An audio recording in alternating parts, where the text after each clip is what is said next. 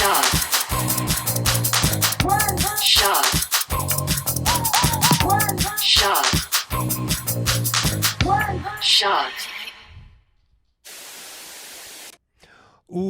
back to another Revenge of Podcast One Shot. We are here today with a very special guest, Nick Antosca, the creator, showrunner of the Apple TV series Cape Fear. Thank you so much. Thank you for having me. Yeah, I was floored that we were able to get you. You were the number one on my wish list that I gave Ben. I said, these are the people I want to talk to. And he was like, oh, I know Nick. How long was that list? I mean, it was a pretty short list. It's grown substantially by now. Well, I'm flattered. Yeah. Thank you for having me. Yeah, we're trying to use this platform just to talk to people whose shows we like. So at the time and currently, we are obsessed with Cape Fear. So I can't wait to dive in and talk to you about all things Cape Fear. Awesome. I was obsessed with Cape Fear for quite a while. So I feel you. That's amazing. Talk to me a little bit about the inception of this show and how it came to be. So I saw Cape Fear when I was very, very young. Yeah. And I think it was when I was like 8 or 9 years old. I was coming down the hallway, and I through the room where my parents were watching TV, I saw like this creepy sequence of a little kid being chased. And I came in and I asked them what it was, and they explained to me the concept of stalking. Mm-hmm. And so that stayed with me. I watched the movie. A few years later, I saw the Scorsese version, and that really was like sticky for me. For me, the movies, the books, the stories that really stay with me are the things that capture the feeling of a nightmare.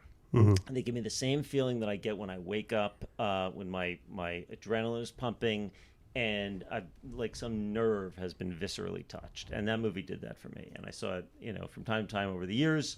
Fast forward many years, I had made Channel Zero, the first show that I did on Sci-Fi.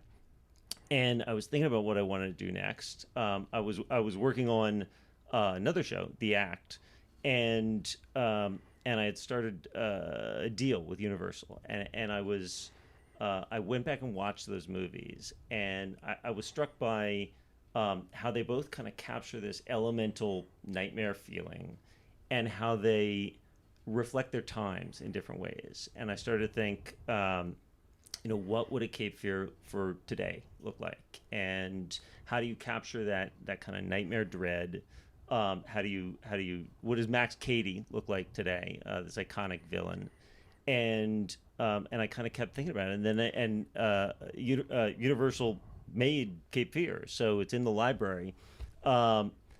And when this was happening, I happened to be on set with Juliette Lewis, and that just kind of felt like kismet. I remember one day, unrelated to any thoughts about Cape Fear, I was just watching her do the first scene for that episode, and I was like, "Fuck, she's so good, so good," and all these things were just kind of happening at the same time.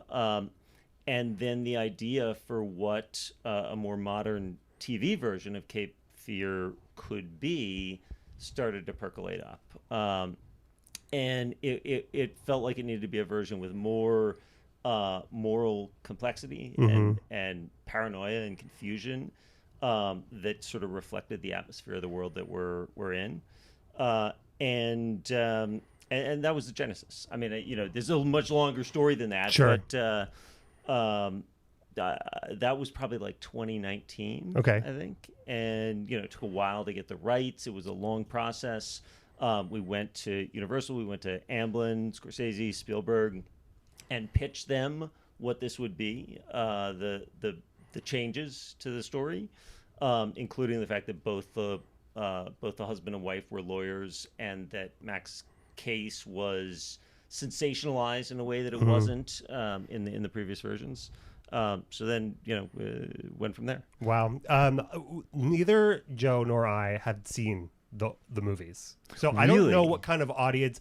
Like, we came into this not knowing anything about the movies at all. So we were fresh eyes. Have you seen the Simpsons episode? No, nothing. I knew nothing about. I mean, I know what you're talking Yeah. about, but yeah, we knew nothing about it. So we, I put it on as on a whim, basically, because we're kind of like really into Apple TV series right now. I just feel like they're doing it right. Yeah, they're killing it. Like across the board.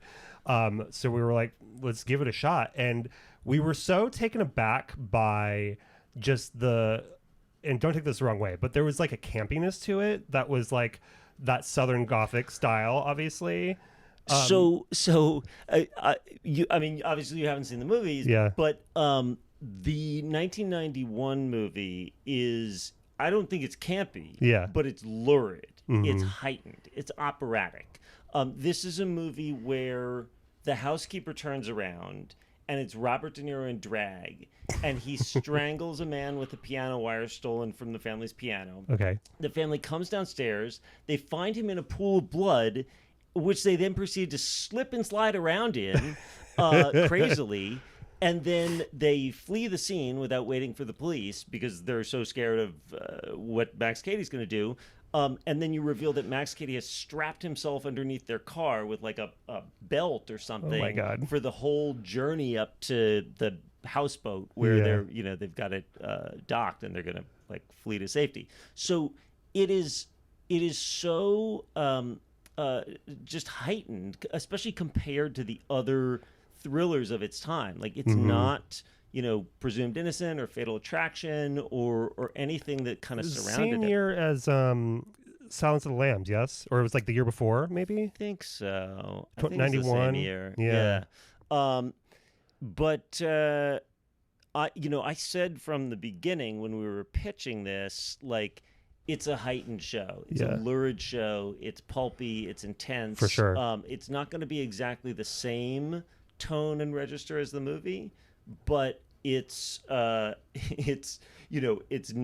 kind of like Earthbound. Sure. It's going to be very vivid, and sometimes you're going to go, oh, holy shit. Yeah. Like, what? Well, and like I said, we were taken back at first because we were like, what is this? And then you kind of get it, like, by the end of the first episode, and just the the Dutch angles and like the title sequence is incredible and like really sets the tone. And then what I realized is Filmograph did that. Shout out to them because they're great. it's awesome. I love that moment in every episode is like the best.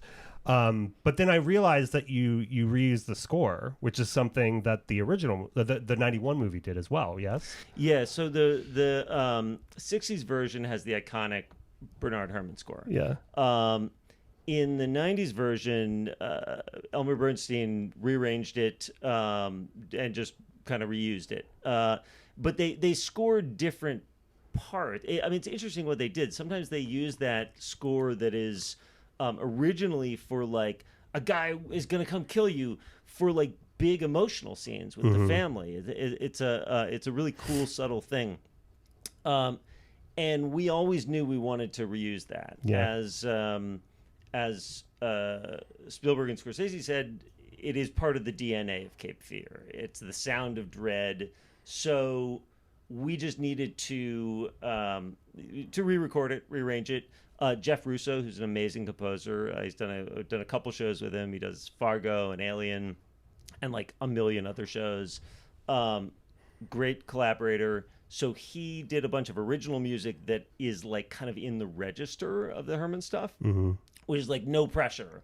But yeah, I mean, it's just part of the language of the show, and hopefully that tells you like this is lurid, this is big. 100%. I mean, it does it in a way that is so classic. Like, I keep hearing this like Southern giallo term thrown around, which I think really describes like what's going on here, and specifically the music, the camera angles, the coloring of the episodes, like all of that stuff kind of points that way. I love giallo films. Yeah. There are many, many, many terrible giallo films, but I love even some of those. But the best are like masterful in their own sort of unique, weird way. And that aesthetic was a big influence on the vibe of the show, along with, of course, the Scorsese stuff, which all the Dutch angles, like that stuff is in the Scorsese version. I imagine, yeah. Like I assumed so, but like I said, I don't know if we're like an odd man out with the not having seen anything or no, it's I love that perspective. That's yeah. So, those were big influences. I see a lot of giallo in the Scorsese film. I have no idea if that was an actual influence on him. I mean, I know Powell and Pressburger were, and he talks in the DVD documentary extra, which is really hard to find now, about some of the other films that were influences on it. There's some other stuff that was also like really in my head as we were coming up with the style of this show. Do you know the movie Borgman, Dutch movie? It is I don't know what streaming service it's on, but it's about a guy who's like infiltrating a family, and it's like quasi supernatural but not quite, and it's just this like really uncomfortable horror movie about this guy who insinuates himself into this family, this upper class privileged family, and they just have no idea how permeable they are, and they have no idea, like, and he's like insinuating himself into their dreams, and he's living in their shed. And that movie, like the vibe of that movie really stuck with me, and that's in it too. Also The Curse, that show, the Fielder and Safdie show, and an Apple show called Losing Alice, which is criminally underseen, but it is also about. I can see the poster now. Yeah, it was an acquisition. It's a foreign show, and I believe it's still on the service, but I highly recommend it. Yeah, obviously, like all these things go into making the show so great, but it's like Javier Bardem's performance, and we've seen the whole series now. We watched the last 3 episodes last night, and like it's so good. Like you just want to just go on a date with this man. He's pretty good. He's pretty good. As Martin Scorsese said after watching a cut of an early episode, Javier, I think he has a bright future in acting. Yeah, I mean, can imagine though, like, okay, do you want this role? You have to step into Robert Mitchum and Robert De Niro's shoes, one of the most iconic villain performances, Oscar nominated. Ever. Yeah, and also, what's interesting about the previous versions of Max Cady is they're super different from each other. Like, clearly when De Niro came into it, he was like, I'm going to take a big swing, and it's going to be totally different from Mitchum. And so with Javier, coming into Max, it's like, how do you honor both those performances and do something new and different? And I certainly feel that he did. And, I can't take my eyes off him when we're watching the monitor or watching the finished cuts. He's just a beast of acting. there's a sexiness to it. Like, I mean, I know there's like he just is commanding the camera. It's incredible. Yeah. I mean, he's the centerpiece. Max Cady is the centerpiece of the story. Everybody else is just kind of like, scrambling to stop him from just obliterating their life and existence, and they just have no idea how screwed they are until it's too late. Yeah. And what also part of the key difference is De Niro is like a brute force. He's just like, he's going to come in and just like bludgeon and destroy you, and in 2 hours that works so well. When we're taking it across 10 hours, I mean, part of the point of doing this story is that like he has time to methodically pick the family apart, and it's killing them in the end is almost like an afterthought. It's like, yeah, I'm going to do that, but what's really important is that I pull you apart from each other and make you feel it. Yeah. We'll get to the rest of the performances, but I want to go back just a little bit. Just like in the whole Cape Fear world, we talked about the music, but the sets are also, as a set designer, I have to bring it up. But the Amy Adams and Patrick Wilson's house set is so like over the top, but it just kind of works. Like, yeah, that's Jamie Walker McCall, who's our production designer. We did another show before this, Candy, which is way more kind of like grounded and realistic. And for this, it's, you know, similarly in keeping with that like operatic quality. It's just a little heightened and a little ridiculous, but also like, so it's like, oh, that's kind of nice, you know.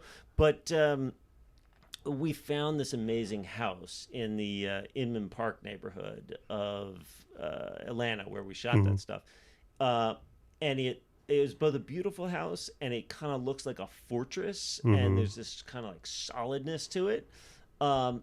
And then we built the inside on stage and like made everything bigger than it would be in the actual inside of the house.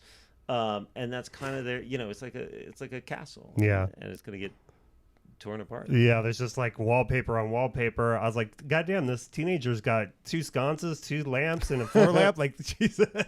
Yeah, that is true. I was kind of looking at the room and I was like, does she have too many lamps? Truly. And I was like, nah. No, it feels good. like Like I said, there's just it's just an over the top nature to it that you are taken aback by at first, but then it really like starts to be like, this is the world we're living in and we're here for it. Yeah, there to me there's kind of like a chaotic energy to the whole thing. Yeah. And I've said this before, but for me doing an adaptation, and particularly this adaptation, for me it should feel like you watched the original and took it in and it had some kind of effect on you, like it touched a nerve. That don't do the adaptation if it didn't. It touched a nerve and you retained these like vivid pieces. And then you went to sleep and you had a nightmare about it, and all those things were ingredients, and then a bunch of like new things from the world right now around you come into it, and that forms like a new fresh thing that hopefully touches some of that same nerve and maybe some new nerves. And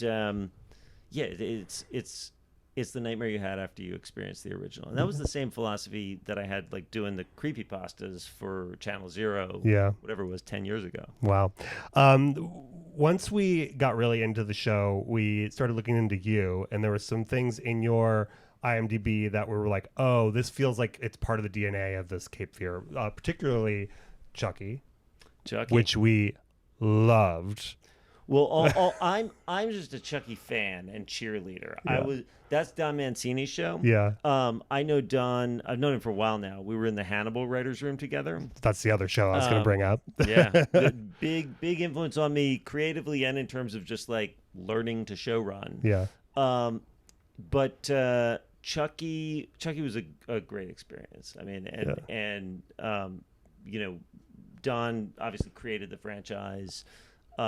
And you know, just helping him show run that and bring that to life was, I felt very lucky. It's just that show did things that were just so outside the box and like so bizarre that you can't help but love it. And I feel like the darkness and the campiness and all the things that show was, I could feel a little bit of in Cape Fear, you know, to a different degree. And Hannibal as well, especially like that darkness and that kind of sexiness. Totally. And there's a humor in all of them, at least I hope. 100%. You know, I mean, sometimes when I'm describing the tone of something I've done, and it's not everything, but things of this nature, I'm like, well, I think it's funny. I mean, I don't know. Yeah. Spielberg and Scorsese. Yeah. My God. So you obviously had to go to them for the rights, or how did... Yeah. So, I mean, there's this whole famous backstory that's online of how this came to be, which is, you know, the short version is they traded Schindler's List for Cape Fear. I guess Scorsese was originally doing Schindler's List, and they ended up switching. It turns out that the guy who wrote Cape Fear 1991, Wesley Strick, lives like really close to me, and I reached out to him anyway when I was in the writer's room, and he sort of told me like that story from the lowly writer's POV, and what an incredible experience it was. And he was on set for the 91 movie. But I digress. So yeah, amazing to work with Scorsese and Spielberg, and they were incredibly generous, and you know, watched all the episodes, gave notes. Oh yeah, they were reading scripts, they were giving notes. Amazing. And, I mean, Spielberg was shooting Disclosure Day, I Yeah, guess. which was great. Yeah, yeah. Um, so the fact that he was involved was amazing. Yeah. Wow. I know we saw those names come up and we were like, wait, how does that work? Like, my God. Let's talk about the cast. Yeah. Cast is incredible. We talked about Javier Bardem. Amy Adams is also an incredible actress. At first we were like, what is this accent she's doing? What is this vibe? But like seeing her kind of break down as a human throughout the series is satisfying. Well, one thing I will say about the accents is I love them. Yeah. But I was talking to Javier about this when we were talking about what accent will Max have. I was like, well, because I mean he's Spanish, so he doesn't, he didn't grow up in America. I was like, the Max Cady's accent in the 1991 version is very heightened. Like that's not like a grounded Southern accent. Yeah. Like, this is all a heightened world. Yeah. Patrick Wilson does a great job. The kids, Joe Anders, which I just found out is Kate Winslet's child, apparently. Yeah. That's incredible. And Lily Collius. Yeah. She was so good. Yeah. She was I saw her in a Sundance movie called Good One, okay, which is really good. I mean, she's really good in it. And then she just, auditioned and I saw her read for the show and was like, wait, that's her. Yeah. And she had the best read. And there's two things in 2026 that I think are having a moment. One, incest, and two, lesbians. I mean, and sometimes both together. I wasn't trying to be part of a trend. This felt, we didn't want the Bowden's daughter to be seduced in the same way that Juliette Lewis's character was in the 1991 version, because there's a scene in the Scorsese version that is so iconic and so uncomfortable, where they're alone together and he's sort of like seducing. He puts his thumb in her mouth.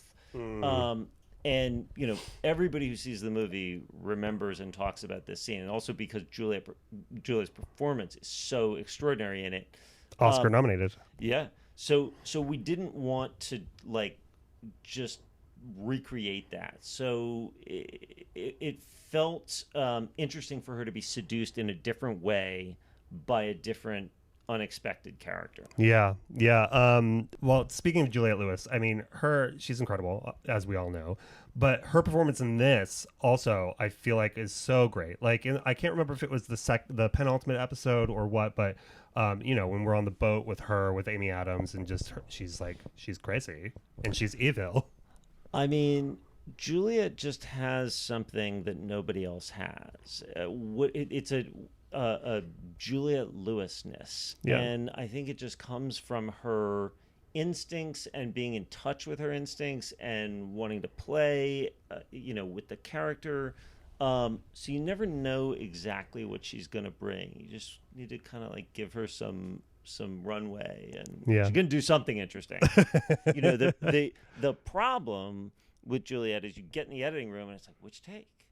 She's doing something really interesting. It's all so good. Yeah, I mean, we have the problem with a number of our actors. So. Yeah, I mean the guest actors, Ted Levine, Ron Perlman, incredible. Well, I've wanted to work with Ted Levine for a long time. I can imagine. So that was cool. And of course they both play problematic fathers in this show, so it was cool to have them together. Ron Perlman was somebody else I wanted to work with for a long time. But in this case, he was Javier's idea, because I said, "Well, your father's going to show up in an upcoming episode. Any ideas?" So wow, and he was like, "Ron Perlman." That's exactly what he was. I mean, he's like the perfect amount of evil. Also, like just the whole like get in the cage, like Bible thumper. It's great. Yeah, when he barks in Javier's face. Yeah. I mean, also part of the question was like, who is going to seem intimidating to Javier Bardem? Like, who is that man? Yeah. And it's a short list. When he cowers to him, it's like, you feel it for sure, Yeah. But last night we were watching I mean, we're gonna air this after the finale, but last night we were watching where he puts him in the cage, and I was like, this is my pillion. You know what I mean? Yeah. So speaking of the finale, I feel like there was a scene that was like that really kind of like encapsulates the whole series for me, and that's when we get that shot of Javier on the roof. Yes. It like blew my mind, and Joe and I were cheering. Like it was just that moment where this is what this show is. It's like over the top. It's just. I'm glad you said that. It is over the top. It's ridiculous because how would he get up there in the rain and all that? But it's also, a little funny. And I think there's something kind of like mythical about it. Yeah. So hopefully that's what the vibe of the show is. And it's also we try to do a lot of things in the show that are homages to, or evolutions of things that are in the earlier movies, and they're spread all through the show. But that one is our version of Robert De Niro strapped under the car, like going along with the family, where right, it's like, which you is think like they're so getting away. over the top. Yeah, yeah, and also, we decided pretty early on in this case that like. The movie both movies famously end in a battle on their houseboat. The family owns the houseboat. They go there and they're in a big storm and it's crazy. And we felt like in this version, that chaos should be domestic. It needed to happen in the house, the castle, which has been breached and which we've seen devolve over the course of 10 episodes until it's like a chaotic mess. Yeah. Shotgun blast on the wall. Yeah, so rather than have him strapped under the car where they're going to Cape Fear, we're putting him on top of the house. Yeah, and then he jumps through the window, which is also like insane. Yeah, that snap zoom when he comes. Yeah. Credit to Jonathan Van Tullochen, who shot that episode, directed that episode. Celiana Cardenas shot it. He did, the Shogun pilot and not out yet, but the Blade Runner pilot and Tomb Raider. He's a great director. Yeah, a lot of the cinematography across the board was really great. There's that I saw like a behind the scenes thing about that giant crane shot that went from one house to the other, which is just like that's Stephen Pyatt's episode. Yeah, and we had two DPs on the show. Evan Bolter did the pilot and the odd episodes, and Celiana did the even episodes, and so they had to really kind of work hand in hand to do this sort of unusual look for the show, I would say. Yeah, absolutely. Is this considered a limited series, or can I ask, like, what would a season 2 even look like of something like this? It is considered a limited series. Okay. As you know, there is there's some closure at the ending. If there were a season 2, I'm not going to speculate. I'm not going to say out loud what the season 2 would be, but I mean, I could imagine where a story would go. Yeah. As of this moment, there are no plans to do a season 2, and we wrote it as a limited. But there's people are still alive at the end. I mean, the ending of the Scorsese movie is kind of like, in a good way, darkly funny, because it ends, they go through this harrowing, insane experience where this madman terrorizes their family in such traumatic ways, like horrible traumatic ways, and then they kill him, and Juliette Lewis narrates the beginning and the end of the movie, and basically the narration is like, and then we never spoke of it again. And you're like, wait, you didn't? Like, that was it? You must have thought about it. Like, you must have been haunted about it. And we wanted to do our version of that. That ending. You are going to be haunted. Yeah. Yeah, that's crazy. Let's switch gears just a little bit and talk about the future. I mean, we talked about season 2 a little bit, which will, if I had my druthers, we would get one. So we'll see. But you've got a movie coming out. I do. Verity. Yes. Which, as a bookseller, I know is a big deal. I do not know what it is, aside from seeing the trailer. Can you talk to me about that? It is a sexy, disturbing, complicated mystery about a young woman author who is supposed to complete the last novel of a very, very famous author named Verity, who has been mysteriously incapacitated. So she goes to her house, and her husband lives there, and she starts to suspect that something is not right in the house, especially when she finds a secret manuscript written by Verity that implies some dark stuff. It feels like some of the same tones coming off of Cape Fear, for sure. Well, I don't know. I mean, it's complicated. It's juicy. Yeah. But yeah, I mean, I think people are gonna like it. What you mentioned before we got started that you don't have much time to watch a lot of TV, but what are you inspired by these days? I don't have a lot of time recently to watch TV because I've been finishing the show and putting the show out. Yeah. There are times when I watch a ton of TV. The last thing that I watched was Beef season 2, which I really enjoyed. What have I been inspired by? I mean, I described the stuff that was like in my head for Cape Fear, but I return to books that I've read like a long time ago that I know that I love. I love Thomas Ligotti short stories, so I've been rereading some of those. There's a short story writer named Attila Veris, and I just recently reread his collection, The Black Maybe. The last short story, the title short story, is a really great story. I've been reading Flannery O'Connor short stories. I mean, this is sort of off-brand, but I recently reread Curtis Sittenfeld's Prep, which is a great novel.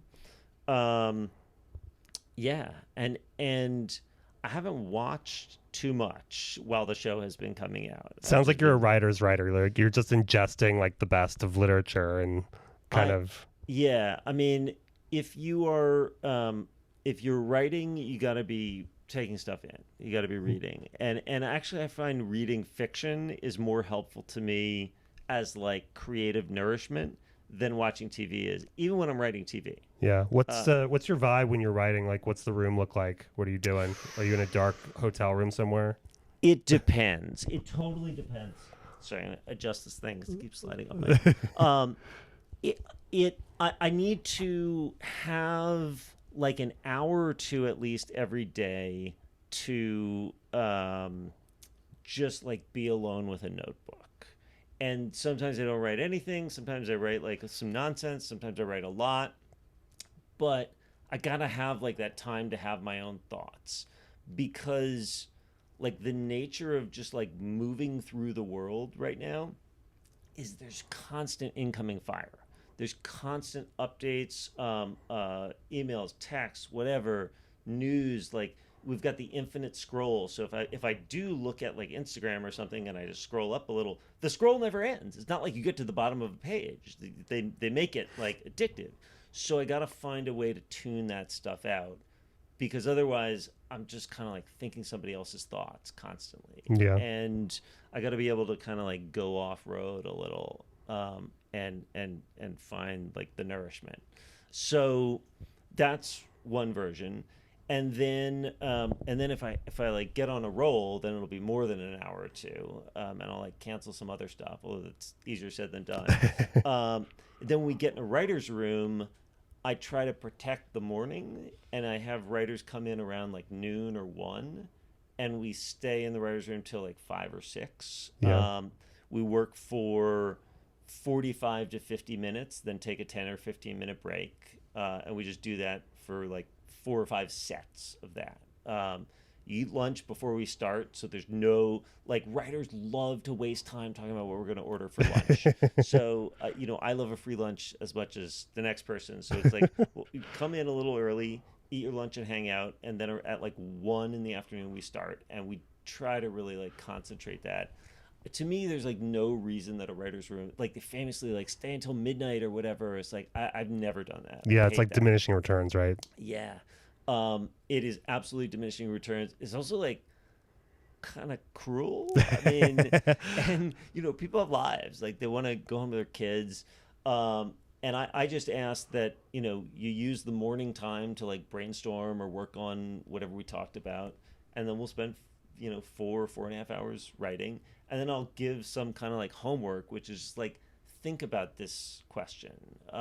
Think about this.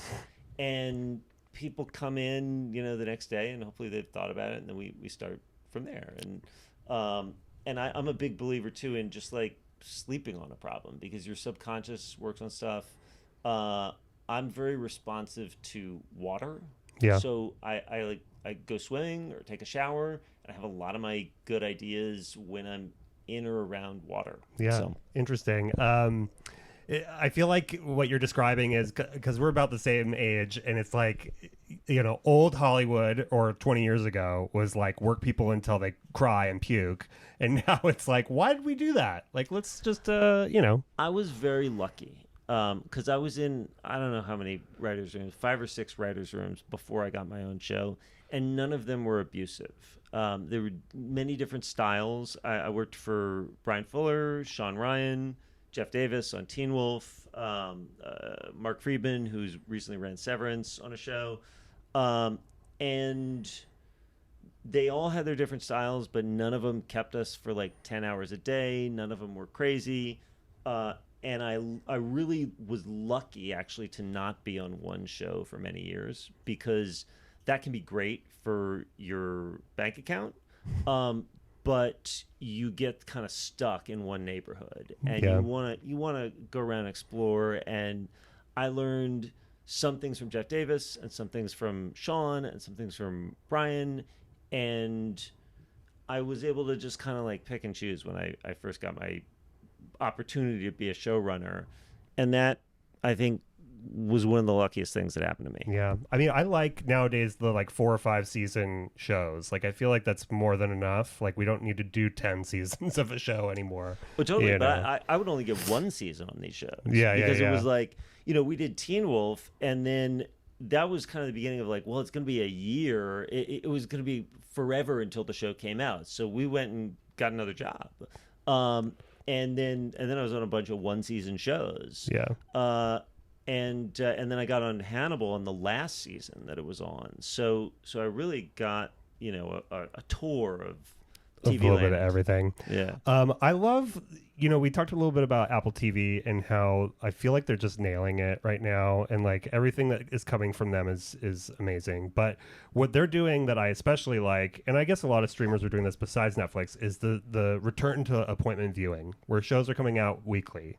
Like, and that's the kind of thing that I'm personally about nowadays. I feel like it lets you sit with the story, it lets you like get attached to it, whereas the binge is like, it's not for me anymore. If I had to, if I could choose, if it was just me controlling it, they would all my shows would be put out like 1 per week, or 2 episodes at the beginning, like Apple does and like Hulu does, and then every week, because I think it gives you time to think about it. It gives you time to catch up on it. I also like to make shows that are pretty intense, and I think if you just sit down and binge them, I mean, some people would presumably maybe get more out of that, but I think Cape Fear in particular is better, like 1 dose at a time, like rather than overdosing. Absolutely. And I feel that way about most of my shows, and I've done both things. But also, you know what? If the network decides that like they want to dump them all at once, like I'm just happy to make a show. truly. Like, yeah. Fair enough.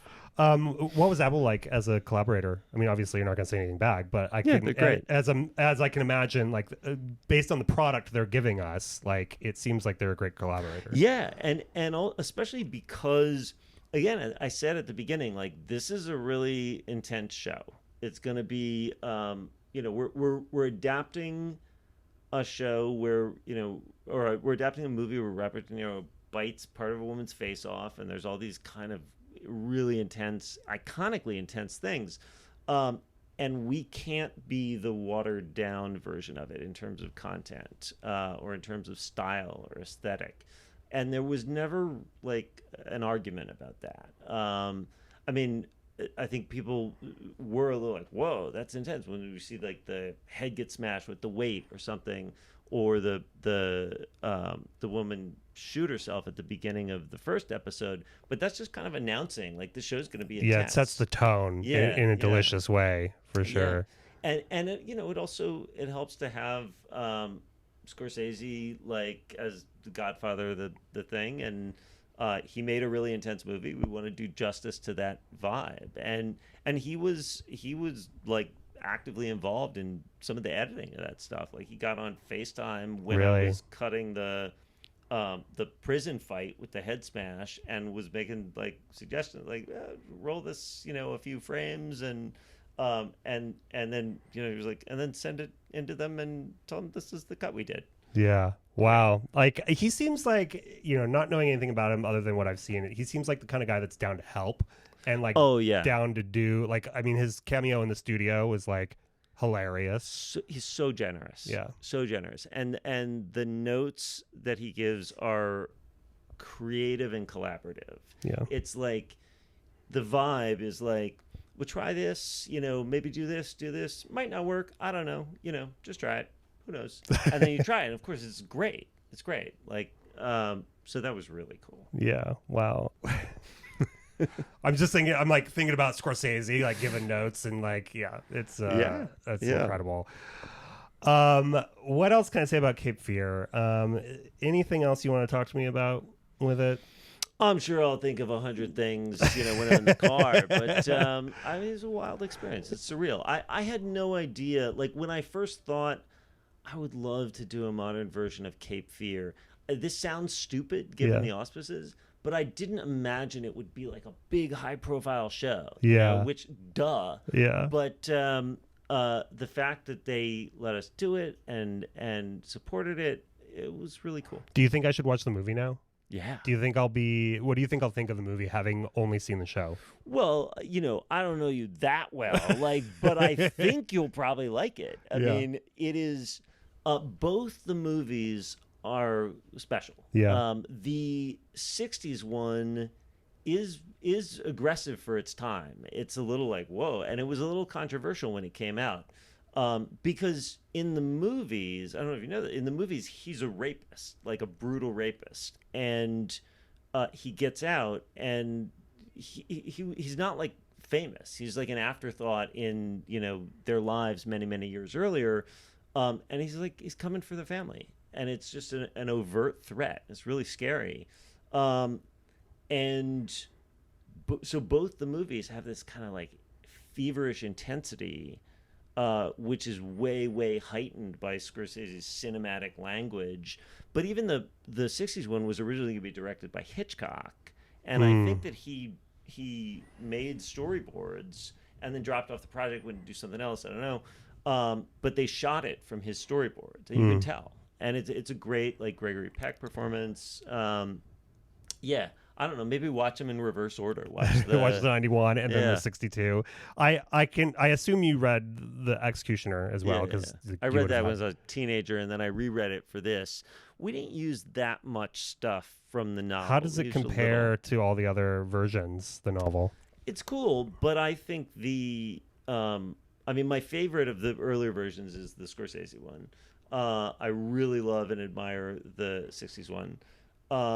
The book is cool, but it's a little like Max Cady kind of gets killed off screen. There's a little sort of oddness where they made it more cinematic, of course, even when they adapted it in the Gregory Peck version. Yeah. Well, thank you so much for sitting down with us. I'm sure we'll see you again soon at next year's Emmys when you guys are winning everything. I just want to make my pulpy nightmare. That's the I don't know, awards. Yeah, well, I just want to watch it and give you all the awards if I could. But thank you for sitting down with me. It was really a dream come true to be able to talk to somebody about a show we like as we're watching it. Thank you. Thank you so much. We tell everyone to watch it, and they're like, the remake of the thing? And we're like, no, just watch it. Trust me. It's really good. Thank you. So anyway, Nick and Antosca, thank you for coming, and that's it. Bye-bye.